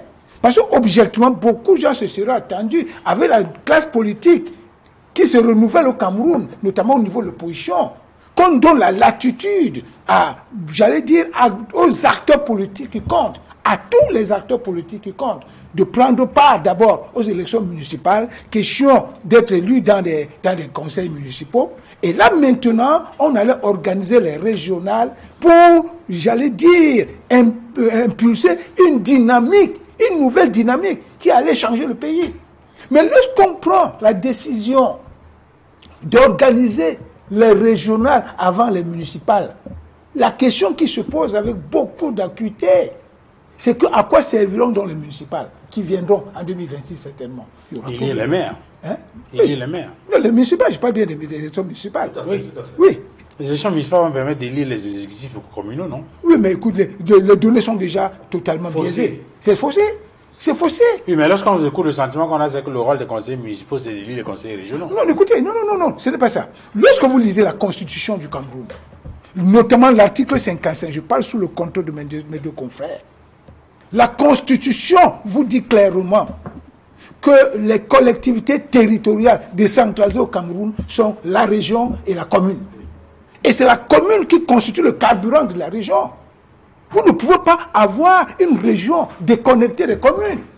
Donc pour que les choses se passent dans les règles de l'art, on doit commencer par la base. Ça veut dire les municipales, donc l'élection des conseillers municipaux et des maires, avant de passer à l'élection des conseillers régionaux. Donc je pense que c'est à ce niveau que on ne peut pas commencer par le sommet et rentrer à la base. Objectivement, c'est une décision totalement incongrue, c'est une décision totalement antidémocratique, c'est une décision qui ne fait pas, qui n'apporte aucune contribution au développement de notre pays. C'est votre avis, maître Augustin Gueffa? Duval, mon confrère, distingué confrère, sa passion a masqué juste la procédure et l'homme du commun ne va pas très bien le comprendre parce qu'il a élevé trop le niveau. Le problème est simple. Qu'est-ce qu'il le dit? Il dit que le RDPC aurait dû proroger aussi les élections des conseillers régionaux pour que les choses reviennent à la normale. Et je lui pose donc la question, confrère Ini, surtout le processus. Qu'est-ce qui est normal? Qu'est-ce qui a été normal? J'ai fait juste un petit crochet en arrière pour revenir à l'ONU que vous avez demandé. J'ai entendu les gens féliciter, mais moi je vais poser plutôt des questions. Pour qui travaille l'ONU au Cameroun? Elle travaille pour le président de la République. L'ONU travaille pour le RDPC. L'ONU travaille pour le peuple. Ou l'ONU travaille dans l'intérêt de s'accaparer sa part des avoirs du peuple camerounais. L'ONU est une organisation internationale créée à la fin de la Seconde Guerre mondiale pour travailler dans le sens justement, non seulement la résolution et la prévention des conflits, mais de garantir également les droits des hommes. Je connais tout ça. Donc ça veut donc dire que s'il y a un représentant de l'ONU au Cameroun, c'est justement pour veiller à ce que ces objectifs soient respectés, non? Alors, l'ONU ne doit pas se comporter comme l'albatros. C'est un oiseau de Minerve qui n'apparaît que quand tous les faits sont commis. Ah, okay. La ville est détruite. Je pensais à l'avion. Et il vient donc philosopher, non? Ses attentes, il sort le soir quand tout est détruit. Parce que les Féman l'ont fait lui aussi. Elle est venue faire le peuple. Donc pour vous, l'ONU, c'est le médecin après la mort? C'est le médecin après la mort. Pourquoi l'ONU pleure? Parce que moi j'appelle ça le pleur du mbolet de l'ONU. Ce que l'ONU a fait au peuple camerounais, cette affaire-là est en train de lui arriver. C'est simple que ça. L'ONU est en train de pleurer. Parce que quand on a crié ici, des mois et des mois, violation de l'article 80, l'ONU s'est cachée pour venir signer une convention occulte. L'ONU ne voyait pas. C'était le cœur de l'affaire. L'ONU croyait qu'il devait se familiariser, il devait devenir l'ami de Feynman. Heureusement que nous, le Feynman n'a pas d'amis. L'ONU a au moins appris quelque chose. Faut se méfier du Camerounais. Quand il veut faire, il fait tout le monde. Même si c'est l'ONU. Passe à la trappe. Donc les pleurs de Mbolé de l'ONU là, qui gardent ça là-bas. Le jour où l'ONU va décider de venir travailler au Cameroun dans l'intérêt du peuple camerounais, d'abord dans l'intérêt du peuple camerounais, je lui accorderai aussi du crédit. Mais Maître Gueffa, on a souvent écouté les responsables de l'ONU, on a souvent lu les sorties de l'ONU sur la question des droits de l'homme notamment. Alors, c'est vrai qu'il y a eu peut-être cette incident, je ne sais pas comment il faut appeler ça, Ce silence, voilà, sur la question, par exemple, de l'article 80. Mais est-ce que pour autant, ça vous amène à conclure que vous utilisez bien la verbe souvent. Pourquoi pas régulièrement? Est-ce qu'un ami, c'est celui qui vient de façon sporadique? L'ami, c'est celui qui t'accompagne, qui te dit c'est dangereux. Oui, mais s'il disparaît, mais si son nom là, à un moment donné... c'est quand il y a la punaise sous son pied, qui se souvient que tu es son ami. C'est pas bien. Ton ami, c'est celui qui t'accompagne. En même temps, vous n'avez pas oublié tout l'accompagnement que l'ONU apporte au Cameroun en matière de promotion des droits de l'homme. Dans ses intérêts. Comment ça, dans ses intérêts? Montrez-moi un exemple. Quel est le droit de l'homme que l'ONU peut protéger, autre que le droit de vote dans la transparence, autre que l'installation d'un système électoral fiable, clair. Maintenant, l'ONU est en train de demander... Quand il faut le faire, l'ONU disparaît. Ça veut dire que l'ONU cautionne la fraude électorale. L'ONU cautionne... Un peu tiré par les cheveux, Maître Ngefak. Ce n'est pas moi qui dis. Les Mbombo ont sanctionné l'ONU. Les Mbombo ont sanctionné le silence de l'ONU. Alors, on est arrivé tout à l'heure. Vous voyez que ça vous fait rire. Non, mais je veux l'ONU, les Mbombo ont attendu tellement l'ONU qu'ils ont dit que c'est même ils sont passés de façon définitive. Alors, rapidement, Edmond, sur la question des élections régionales qui sont organisées qui seront organisées, parce que je parlais tout à l'heure du décret du président de la République signé le 1er septembre 2025 et qui convoque le collège électoral pour le 30 novembre prochain en vue de l'élection des conseillers régionaux. Et je dis qu'Émergence en grande une a écrit « Gestion des régions ». Paul Biya exclut l'opposition. En convoquant les régionales le 30 novembre, le président de la République verrouille la gestion des régions au profit du RDPC. Oui, voilà, c'est une situation très embarrassante. Je m'inscris dans le même ordre que le panéliste précédent qui note, observe qu'il y a quelque chose d'incohérent dans l'attitude de l'ONU, que j'ai félicité pour son réveil même tardif. Mais je dois dire ici, par rapport à ces élections régionales, que les Camerounais, si on respecte les timings, les délais, ils devraient avoir une élection régionale avant la fin d'année. C'est ce qui était initialement prévu. Mais à partir du moment où les élections municipales ont été reportées, qui sont le socle même qui justifie la crédibilité des élections régionales. Dès lors qu'on a reporté les élections municipales, on aurait dû reporter également les élections régionales. Et ici, sur ce plateau, j'étais contre le report des élections municipales et législatives, qui auraient dû avoir lieu en février 2025. C'est pour des raisons politiciennes que les élections municipales et législatives 2025 ont été reportées à 2026. Ok. Alors, Maître Georges Teghem, je vous vois sourire, certainement, au RDPC, vous dites, mais c'est de bonne guerre. Et si cela peut nous permettre de conforter notre majorité au sein des conseils municipaux sur l'étendue du territoire national, c'est tant mieux. Encore qu'aucune loi ne l'interdit, le président de la République, de conseiller ou bien de convoquer ces élections régionales pour le 30, pour organiser plus tard les élections municipales, non? Écoutez, on va RDPC, on a plutôt le Ou bien vous pensez comme les autres que... Parce qu'il y en a qui ont dit que le RDPC a peur, n'étant pas sûr de pouvoir remporter, de reconquérir toutes les mairies en 2026, a préféré maintenant au moins avoir une majorité confortable au niveau des régions en anticipant sur les élections régionales. Non, le RDPC ne travaille pas avec les termes comme la peur. Le RDPC est au service de la loi, au service des Camerounais. Et le RDPC accompagne le gouvernement. Parce qu'il ne faut pas confondre le gouvernement et le RDPC. Le RDPC est un parti politique qui vient en soutien de l'action gouvernementale. Et au RDPC, nous n'avons pas un certain discours. Chez nous, au RDPC, il est difficile de dire qu'il faut se méfier des Camerounais. Nous avons beaucoup de respect pour les Camerounais. Nous savons que ce sont des gens qui ont une très bonne éducation, une bonne formation, une bonne culture. Et le Cameroun, le RDPC le dit sur ce plateau encore, est une terre d'accueil, terre de dialogue, terre de solidarité, terre des possibles, terre de fraternité. Le Cameroun accueille tout le monde sur son sol. Le digne représentant de l'ONU s'est exprimé. Vous êtes le bienvenu au Cameroun. On est dans un contexte démocratique. Vous avez le droit de vous exprimer.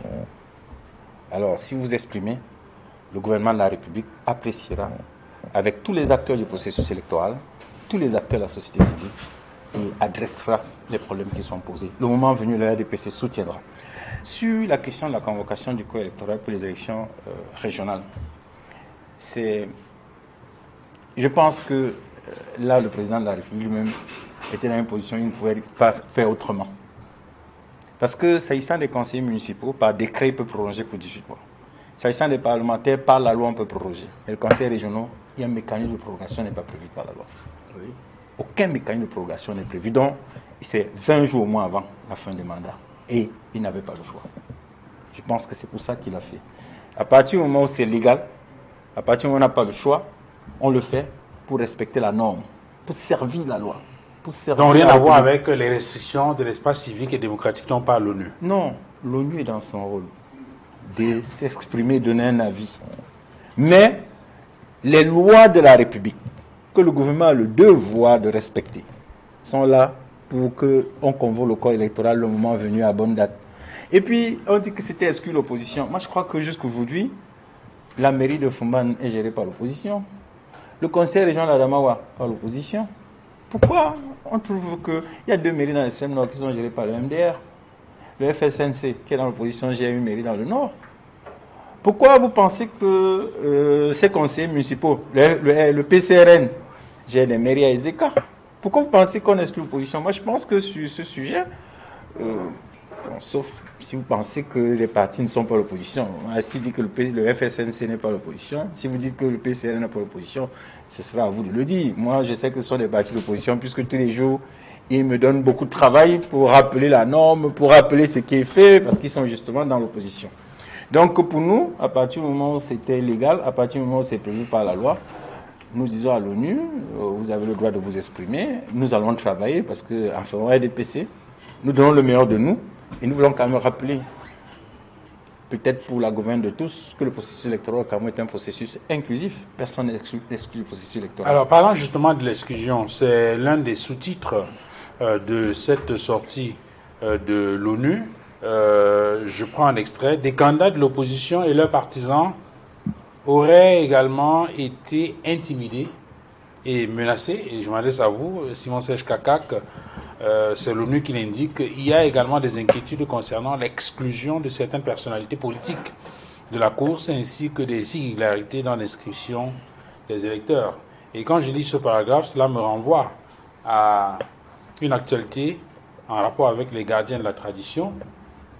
Vous l'avez certainement appris, on dit que les gardiens de la tradition, certains gardiens de la tradition ont écopé de la suspension des activités liées à la tradition du Mbok, qui est bien connue au sein du peuple Bassa. Les initiés ont infligé la sanction la plus lourde à Mbok Yebga, candidat du Manidem recalé à l'élection présidentielle pour pluralité d'investiture. Certains rappellent.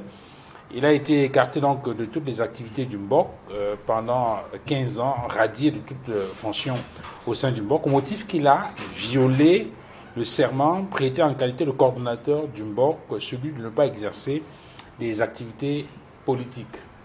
Alors pourquoi est-ce que je fais le lien? C'est parce qu'on parle effectivement des personnalités qui ont été exclues de l'élection présidentielle. L'ONU fait implicitement allusion à Maurice Kamto et on sait très bien que la candidature de Maurice Kamto a été disqualifiée à la suite de l'entrée en scène de Dieudonné Yebga. Et là maintenant on apprend qu'il a été sanctionné par ses pairs au motif justement qu'il mène une activité politique qui est interdite par le Mbok, du moins selon les textes qui régissent le fonctionnement de ce temple ésotérique, il faut le dire, des communautés Bassa, Bati, Po. Alors, quelle est la lecture que vous faites de cette actualité? Bon, je commence d'abord par corriger quelque chose. Le collège du Mbok Bassa, Mpo Bati, ce n'est pas un temple ésotérique. Bon, je trouve ça un peu excessif. En réalité, c'est un temple, pour reprendre votre terminologie, c'est un temple traditionnalo-ancestral. Parce qu'en réalité, ce qu'on appelle le Mbombok chez les Bassa, c'est le dépositaire, c'est un dépositaire de l'autorité traditionnelle et ancestrale. Et il doit être dans une posture bien claire. Le Mbombok n'a pas à faire la politique. Le Mbombok n'est pas un lamido. Pourquoi je parle du lamido? Lorsque vous regardez le lamido, lisez les tests sur le lamido, vous allez voir que le lamido a 3 statuts. Il est d'abord un chef politique de son lamida. Ensuite, les chefs religieux. Ils sont chefs religieux et ils sont chefs traditionnels. Ils ont 3 statuts. C'est pour ça que dans le Grand Nord, dans le septentrion de notre pays, l'amido joue un rôle très important, même en période électorale. Ils peuvent même donner des consignes de vote et c'est respecté à la lettre. Alors, parlons Maintenant, de Bombok. non, je fais cet establishment. C'est pour comprendre la situation. Je plante juste les décors. Chez nous, dans le Mbombasa, ne fait pas la politique. Le Mbombok, mon Mbombok, parce que chez nous, chaque famille a son Mbombok. Il est le dépositaire de l'autorité traditionnelle dans votre famille. C'est lui qui règle le problème de votre famille. Il ne fait pas la politique. Il ne peut pas vous donner des consignes de vote. Il n'a pas d'activité politique à faire. C'est pour ça que lorsque j'ai vu... Mais on a vu les Bombok parler de l'unité. Oui, mais ce que je t'ai dit, lorsque j'ai vu... Allez apporter le soutien au président de la République. Détenteur de l'autorité traditionnelle ancestrale au palais des Toudis, j'ai eu la chair de poule. Je vais même vous dire que je vous confie un secret. Moi, il y a des gens qui me sont proches, qui sont venus me dire que désormais, il n'admettra plus jamais un Bombok dans une cérémonie qui concerne sa famille. Parce que chez nous, par exemple, lors des enterrements, c'est le Bombok qui clôture. Normalement, lorsqu'une famille a un Bombok, c'est le Bombok qui vient clôturer l'événement. Il y a même un petit conflit aujourd'hui entre les prêtres, en fait, les hommes de Dieu et les Bombok. Les Bombok estiment que c'est eux qui doivent clôturer, qui doivent enterrer. Vous comprenez? Donc, les Bombok, c'est des gens qui occupent une place de choix dans notre vie, dans nos villages, dans nos familles. Mais lorsque le Mbombok se livre à des activités politiques, il perd toute crédibilité. C'est pour ça que beaucoup ne respectent plus le Mbombok aujourd'hui. Et c'est sur ce point, et c'est pour cette raison que je salue Mbombok Mandeng Mabiboum de Bourmaka, qui a initié cette assise du collège de Mbombok et qui a pris cette décision. C'est un monsieur à saluer, c'est un monsieur à honorer. Parce que lui au moins... Quel est l'intérêt d'une telle décision? L'intérêt d'une telle décision, c'est que ça aide d'abord les Bambombo à redorer le blason, à retrouver leur crédibilité. Parce que vraiment, la posture des Bambombo qu'on a vu au Palais de l'Unité n'était pas de nature, j'allais dire, à crédibiliser ces détenteurs de la tradition. Qu'est-ce qu'on fait dans de ces Bombok-là? Non, mais écoutez, moi je ne suis pas un Bombok, moi je fais une analyse, parce que je suis un fils d'Assam Pobati, mais la vérité c'est que les Bambom ont pris une décision, cette décision sera exécutée. Oui, parce qu'on a parlé d'une trentaine de gardiens de la tradition. Oui, parce que lorsque vous parlez du Bombok, Yebga Ntep, Libi, Dieudonné, que je connais très bien, c'est un aîné, moi ça me gêne parce que c'est quelqu'un que je connais très bien. C'est que son village est à 3 km de mon village. Vous comprenez ça, je vous le dis très honnêtement, c'est un aîné que j'ai toujours respecté. J'ai toujours respecté, j'ai toujours beaucoup de respect pour ce monsieur. Je suis un peu choqué lorsque c'est à lui que cela arrive. Mais il n'est pas seul. Moi, j'ai mes 2 Mbombok de la famille. Moi, je suis un Doksoul. Il y a 2 Mbombok Doksoul. Les deux noms qui suivent, c'est mon Mbombok personnel. Mbombok Emissoua, qui est mon aîné, qui est mon grand frère de famille. Il a été sanctionné. Moi, ça me fait très mal. Mais j'estime que cette décision, de mon point de vue, est salutaire. Parce que ça va aider quand même le Mbok Bassa à redorer son blason. Parce qu'avec ce que nous voyons là, c'est le Mbok Bassa qui en pâtit. C'est de la crédibilité et en train de prendre un grand coup. Je pense que cette décision va essayer de ramener la crédibilité dans ce cercle. Alors, Maître Augustin Ngueffak, c'est un modèle, un exemple d'exigence de probité? Vous savez, une société qui se meurt, c'est une société qui perd en vertu politique, en vertu morale, en vertu religieuse. Au Cameroun, vous voyez un illettré qui insulte un professeur d'université, un professeur agrégé, l'enfant qui se moque de son père. Cet ordre de choses est renversé parce que le système gouvernant a paralysé ou bien a déformé toutes les vertus. Vous voyez, on pirate le site internet du ministre de l'Intérieur. Il se contente seulement de sortir un communiqué. Il n'engage aucune action pour voir. Je ne sais pas quel est le message qu'il envoie à la communauté internationale. Est-ce que ne sait pas quel est le message qu'il envoie au peuple? C'est-à-dire un pays où on peut tout faire. Vous voyez, un monsieur, il revendique une qualité qui ne lui revient pas. Pour fausser le jeu électoral. Tout est dit. 500 millions de francs torturés. Violer tous les principes traditionnels. L'Embambombok sanctionne. Tous les juges de la République, les seigneurs, ils regardent, ils valident à leur manière. Et le dossier qui vient, ils n'hésitent pas. Ils font le contraire de tout ce que l'autre dossier a fait. C'est-à-dire que toutes les valeurs sont enterrées. Toutes les valeurs sont enterrées. Ce pays, il doit être refondu et que les fondamentaux doivent être enseignés. Le système gouvernant a détruit le système, en tout cas, le vivre ensemble de la République. Et nous devons nous ressaisir. Nous devons nous reprendre et nous approprier le minimum, c'est-à-dire le civisme. On ne peut pas cultiver la fraude. Moi, j'ai honte. Lorsque nous lisons le rapport de l'ONU, j'ai beau critiquer ce que l'ONU a fait, sa réaction tardive, mais je me dis, si tu imagines les rapports qui ont été envoyés, chaque plénipotentiaire dans son pays, pour rendre compte de ce qui se passe au Cameroun.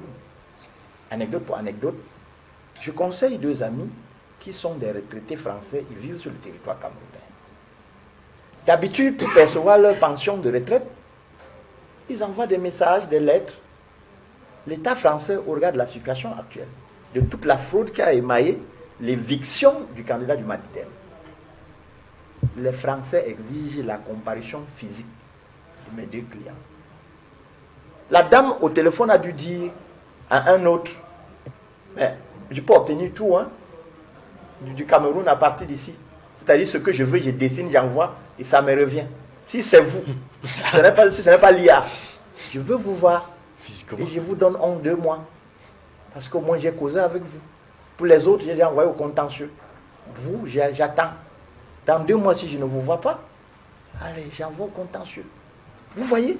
C'est-à-dire la pension aux retraites, je parle de la pension. Il me regarde. Il me regarde, c'est de quoi je parle. J'ai dit, je n'y peux rien. Tu peux voyager en voler. Il n'y a pas de procédure à mener. On veut vous identifier pour voir si ce n'est pas le fake. Si ce n'est pas ce que vous avez l'habitude de faire de si bonne manière. Cette image-là, je crois que le Tegem, vous devez vous ressaisir et dire, il y a un temps pour tout. On ne doit pas tout cultiver. Revenons aux fondamentaux. Aujourd'hui, on dit qu'il y a 14 000 diplômes faux au Canada. Faites l'erreur d'aller en France maintenant. Vous vous alignez sur une colonne. C'est-à-dire, on dit pour étrangers. Vous ne savez pas lire. Vous vous placez sur la colonne des nationaux. Vous allez voir comment vous allez sortir de ces rangs. C'est la police, c'est à la police que vous allez vous expliquer. Tant quand vous êtes Camerounais. C'est-à-dire qu'on ne tolère pas quand vous êtes Camerounais. Parce que c'est grave. C'est grave. C'est faux. Je crois que la dénonciation faite par le ministre Issa Chiroma, dans chaque région du Cameroun, on devrait constituer les états généraux. Je crois que c'est l'un de ces piliers. Voilà. Il faut constituer les états généraux et on juge tout le monde à un public. On s'explique pour que le monde comprenne que nous sommes en train d'exorciser ce pays de tout ce qui est négatif. Merci.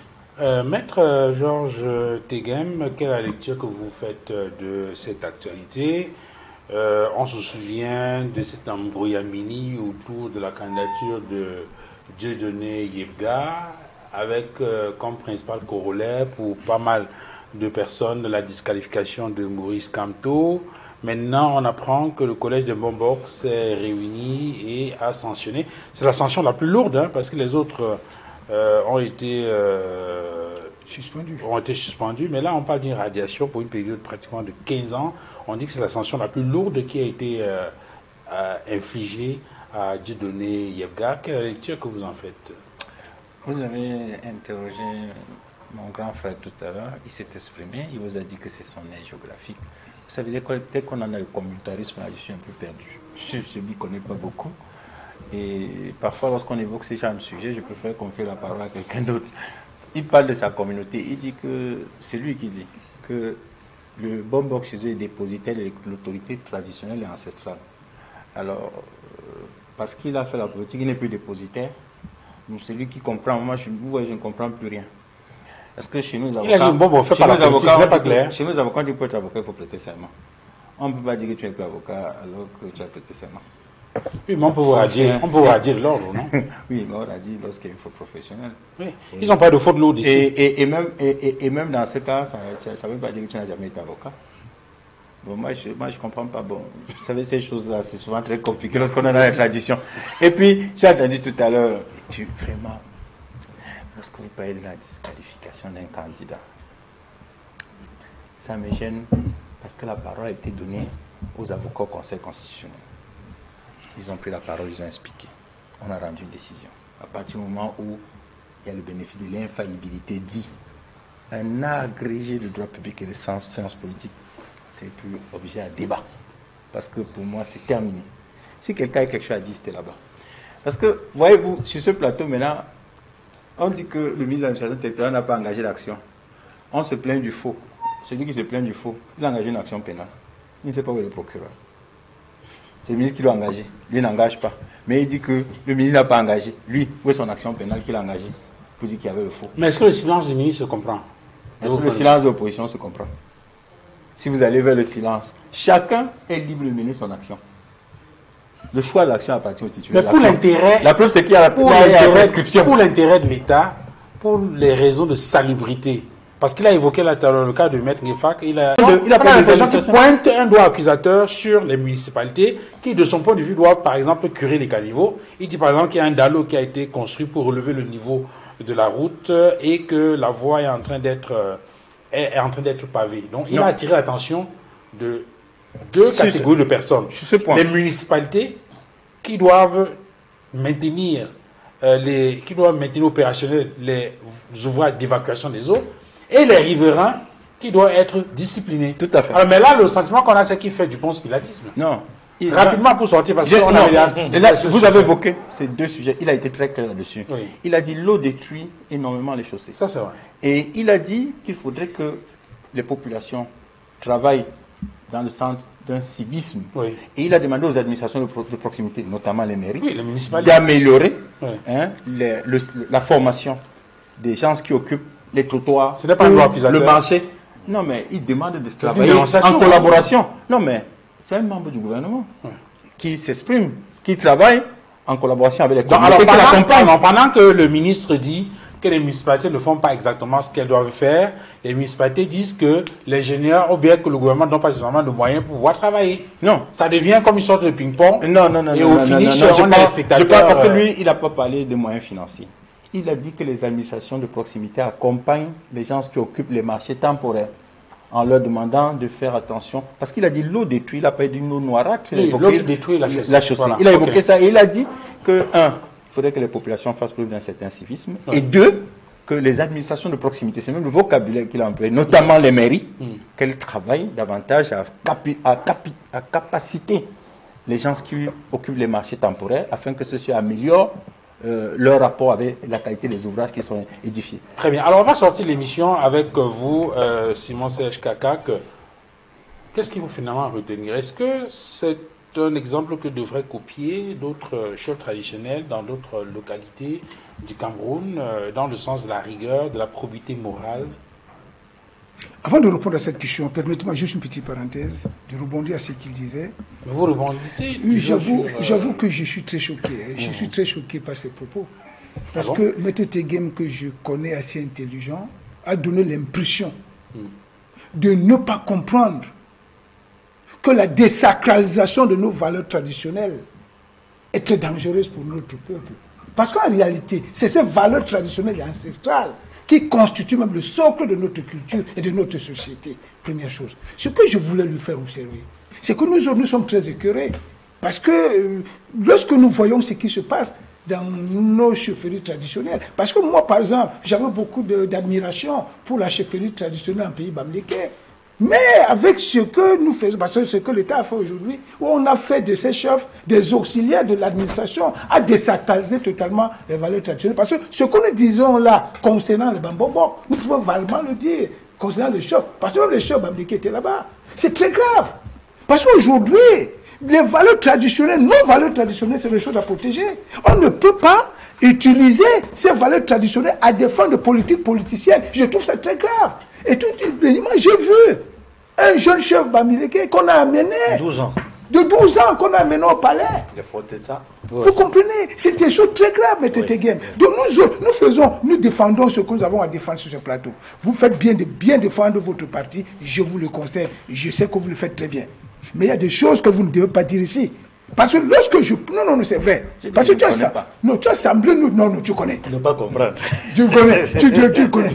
J'ai dit que je comprends. Non, mais ce qui est bon, dites que c'est bon. Ouais. Quand vous dites que des choses vraies, tout à l'heure vous avez dit quelque chose. Vous savez, nous sommes quand même... Nous avons un certain niveau qui nous permet de comprendre beaucoup de choses. Tout à l'heure, vous m'avez fait une observation, j'ai compris. Par exemple, quand j'ai parlé de la loi de 2012, c'est plutôt un décret. Je vous le conseille, c'est une vérité. Mais ce que nous disons concernant le chef, concernant les Bambombo, c'est quelque chose d'inadmissible. Et c'est pour ça que nous autres, nous saluons, j'allais dire, la bravoure et le courage de ces Bambombo qui se sont réunis pour sanctionner cette imposture. Parce que pour nous autres, c'est une imposture. Vous comprenez? C'est une situation très très grave pour le peuple Bassan Mpobati qui a aujourd'hui beaucoup de problèmes. Et si nous continuons à désacraliser nos valeurs traditionnelles à travers ces Bambombo, j'ai dit que le peuple Bassan est mal parti. C'est pas là que je chute. Oui. Je chute en disant que je serai très bref. J'aimerais en disant que en terminale, nous avons un professeur de philosophie, Nuno Emmanuel, lorsque nous étudions le cours sur nature et culture, il nous a dit que lorsqu'un homme a tout perdu, il lui reste sa culture. Si vous perdez aussi votre culture, je ne sais plus si vous êtes homme. Vous savez, le néocolonialisme se repent. Ce que nous sommes en train de décrire ici, c'est construit par les néocolons et ils ont leur suppôt partout. Au Burkina, au moment où je vous parle, Ibrahim Traoré a fait voter une loi par l'Assemblée nationale qui interdit aux chefs d'intervenir dans le champ politique. Ils doivent rester comme les Bambombok. Quand j'ai lu cette loi, j'ai dit formidable, c'est jeune à l'avenir. Je crois que nos députés, quoi qu'on dise, poste acheté ou pas, réveillez-vous, revoyez la culture camerounaise, en tout cas de votre région, pensez à cela. Et lorsque vous retournerez en salle, interrogez-vous. À quoi servent les chefs? Et vous répondez par une loi. Je voudrais également, pour ma part, faire mienne toutes les positions prises ici sur cette question-là par Maître Serge Simon Kakak. Parce que le collège de Mbambambok a pris une décision sage, qui a un grand mérite, qu'il faut reconnaître ici. C'est de restituer la vertu pour ce collège, pour ce type de personnalité. Parce qu'ici, ils mettent en avant, c'est ce qu'il faut retenir, l'intégrité morale, la probité et une attitude de neutralité en matière politique qui fait en sorte que c'est ça même. Et je l'étends également aux chefs supérieurs au faux de l'Ouest. Je le dis, parce qu'eux aussi, ils ont besoin d'être neutres sur le plan politique et de rester intègres, de rester propres et de faire en sorte qu'ils soient respectés et qu'ils restent crédibles pour leur communauté. Parce que de prendre position sur des questions politiques, d'aller soutenir un candidat, alors que vous avez des membres de votre propre communauté qui sont dans plusieurs formations politiques, ça vous décrédibilise, ça désacralise la culture et ça fait en sorte que les gardiens de la tradition ont perdu totalement ce qui faisait leur force, leur respect au sein de leur communauté. On ne peut pas faire un processus électoral et exclure certaines personnes. C'est pour ça justement qu'il faut associer les chefs dans le cadre des conseils régionaux où ils ont une chambre. Il ne faut pas continuer à faire fonctionner la société, prendre des décisions politiques sans les associer. Moi je pense que c'était juste de prévoir que les chefs interviennent, notamment au niveau des conseils. C'est un autre débat. Donc moi, je pense ça, c'est un autre débat. Comment ça, c'est un autre débat. C'est pas la même chose. Ce n'est pas la même chose. Il y a un collège des chefs. Il y a un collège sur la bannière d'un parti politique. Non, il y a un collège des chefs. Il y a un collège des chefs. Non, ils viennent pas sur la bannière de la Moi, je politique. pense que c'est... Moi, je pense que... Être dans une chambre de chef ne signifie pas que vous êtes partisan. Non, il faut donner la chance aux chefs de C'est participer. défendre les valeurs ancestrales, De participer à la- culturelles, traditionnelles de votre communauté. Très bien. Messieurs, on va s'arrêter là pour ce dimanche. Infiniment merci à vous, Maître Georges Teghem, d'être venu sur ce plateau. Merci, à Maître Simon-Serge Kakak. Merci également à vous, Maître Augustin Gueffak et à Edmond Kamgia. Merci à toutes les équipes techniques qui ont assuré la diffusion, la production de cette émission de droit des réponses de ce dimanche. Excellente année scolaire 2025-2026 à tous et à toutes. Bonne rentrée scolaire et à très bientôt. Merci.